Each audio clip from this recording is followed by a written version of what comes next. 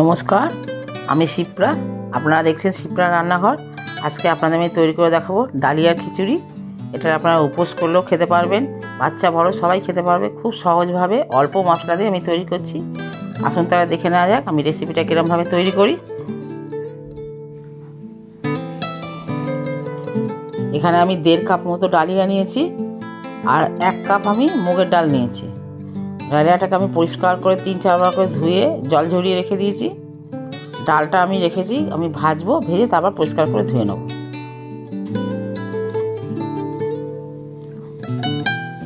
এটা তৈরি করার জন্য আমি একটা ভাজা মশলা তৈরি করবো। প্রথমেই তেজপাতা নিয়েছি 2টো, 1.5 চামচ ধনে নিয়েছি, 1 চামচ জিরে নিয়েছি, 8-10টা শুকনো লঙ্কা নিয়েছি। সবটা আমার লাগবে না, তবু আমি তৈরি করে রাখছি। একটা ফ্রাইং প্যান বসিয়ে দিয়েছি, এর মধ্যে প্রথমে শুকনো লঙ্কাটা দিয়ে দিয়েছি। শুকনো লঙ্কাটা একটু ভাজা হলে তারপর অন্য মশলাগুলো দেবো। সব মশলাগুলো দিয়ে দিলাম, খুব হালকাভাবে ভেজে নেব যাতে কালারটা না নষ্ট হয়। ভাজা হয়ে গেছে, আমি একটা পাত্রের মধ্যে নামিয়ে রাখবো। ঠান্ডা হওয়ার জন্য, ঠান্ডা হলে আমি মিক্সিতে গুঁড়ো করে নেব। এবার আমি কড়া বসিয়ে এতে মুগের ডালটা দিয়ে দিলাম। মুগের ডালটা ভাজবো, একদম লাল লাল করে ভাজবো না, ভাজবো কাঁচা গন্ধ যতক্ষণ না যায়। ডালটা ভাজা হয়ে গেছে। এখানে আমি কি কি সবজি দেবো দেখুন। এখানে আমি ফুলকপি নিয়েছি, 1টা আলু নিয়েছি, 4টে সিম দিয়েছি, 1টা গাজর, হাফ বাটি কড়াইশুঁটি, 2টো টমেটো। আপনারা চাইলে আরও সবজি দিতে পারেন। পরিষ্কার করে ধুয়ে রেখে দিয়েছি। কড়া বসিয়ে ওতে তেল দিয়ে দিয়েছি আমি। তেলটা গরম হলে আমি এতে ফুলকপিগুলো দিয়ে ভেজে নিচ্ছি।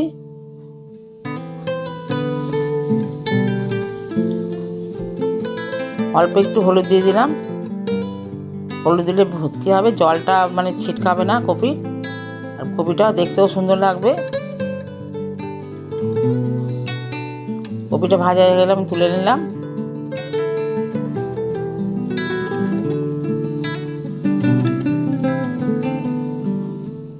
কেটে রাখা আলুটা দিয়ে দিলাম।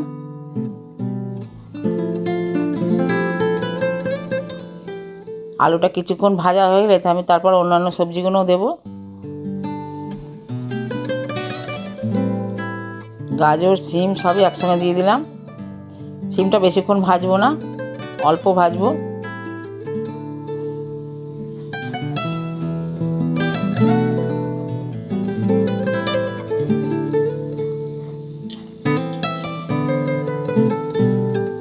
সিমটা আমি আগেই তুলে রেখেছি, তারপর আবার আলুগুলো তুলে রাখলাম।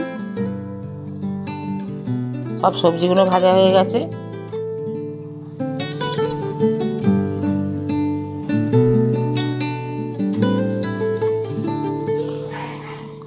এবার আমি ওই কড়াতে আরেকটু তেল দিয়ে দিলাম, 1 চামচ মতো, 2টো তেজপাতা, 2টো শুকনো লঙ্কা আর হাফ চামচ জিরে দিয়েছি, গোটা জিরে।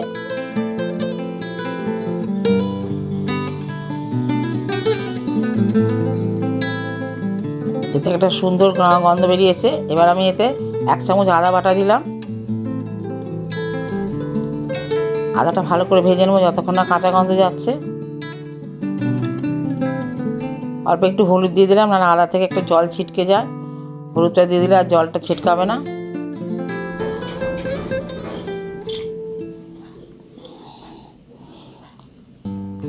এবারে 6টা-7টা মতো কাঁচা লঙ্কা কেটে রেখেছিলাম, ওটা আমি দিয়ে দিলাম।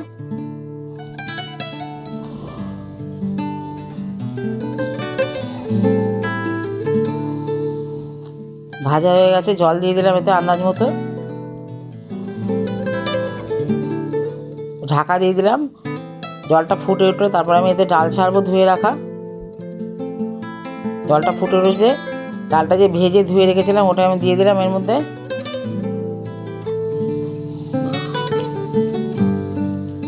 ভালো করে নাড়াচাড়া করে আবারও ঢাকা দিয়ে দেবো। কেটে রাখা টমেটোটা দিয়ে দিলাম এর মধ্যে, ডালের সঙ্গে ওটাও সিদ্ধ হবে।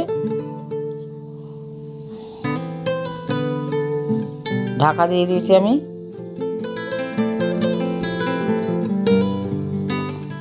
আমি এতে টুকরো করে রাখা আলুটাও দিয়ে দিয়েছি, আপনাদের দেখানো হয়নি। এটা ভেজে রাখা আলুটা দিয়ে দিয়েছি।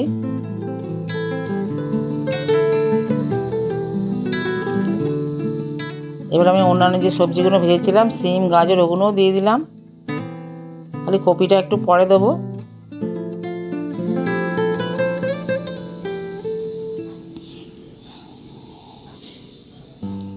আন্দাজ মতো নুন দিলাম এতে।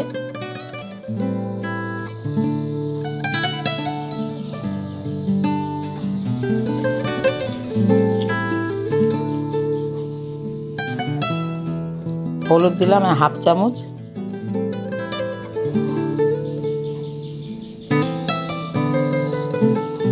চিনি দিলাম 1 চামচ। মিষ্টিটা অবশ্যই দেবেন। সব নাড়াচাড়া করে ভালো করে মিশিয়ে দিয়েছি।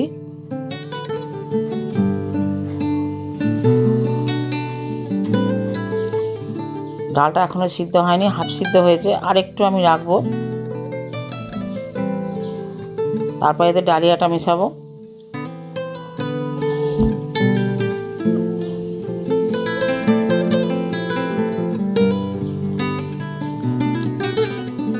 কড়াইশুঁটিটা দিয়ে দিলাম, 1/2 বাটির মতো কড়াইশুঁটি। সব মিশিয়ে আবার ঢাকা দিয়ে দিলাম।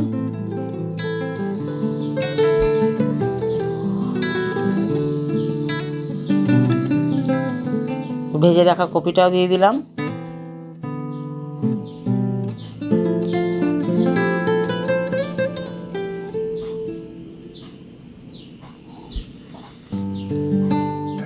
এবার আমি এতে ধুয়ে রাখা ডালিয়াটাও দিয়ে দিলাম। ডালটা সিদ্ধ হয়ে গেছে প্রায়।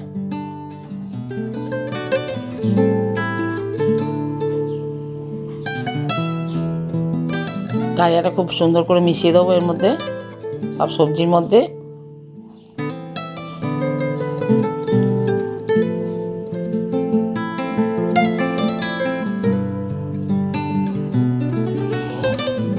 ভালো করে মেশানো হয়ে গেছে। আবার আমি 2-3 মিনিটের জন্য ঢাকা দিলাম। এবার আমি যে মশলাটা ভেজে গুঁড়ো করে রেখেছিলাম, ওইটার থেকে আমি 1 চামচ মতো নিয়েছি, নিয়ে মিশিয়ে দিলাম এতে।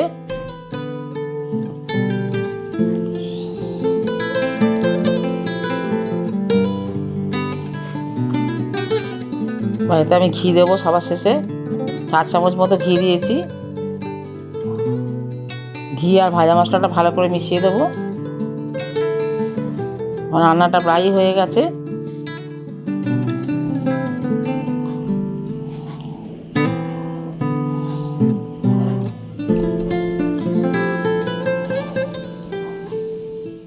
এবার সব কিছু খুব ভালো করে মিশিয়ে দেবো। মেশানো হয়ে গেলাম, ওই অবস্থাতেই ঢাকা দিয়ে রেখে দেবো 10 মিনিট মতো। গ্যাসের ফ্লেমটা আমি একদমই বন্ধ করে দেবো।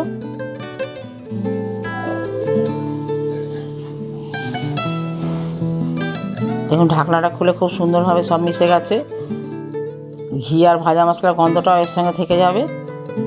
আমি যেরকমভাবে রান্না করলাম, এরকমভাবে আপনারা রান্না করবেন। আশা করি আপনাদের ভালো লাগবে। ভালো লাগলে লাইক দেবেন, কমেন্টসের মাধ্যমে অবশ্যই জানাবেন আপনাদের কেমন লাগলো। রান্নাটা সবার মাধ্যমে শেয়ার করবেন। আপনারা সবাই ভালো থাকবেন, সুস্থ থাকবেন। ফিরে আসবো অন্য কোনো রেসিপি নিয়ে। ধন্যবাদ।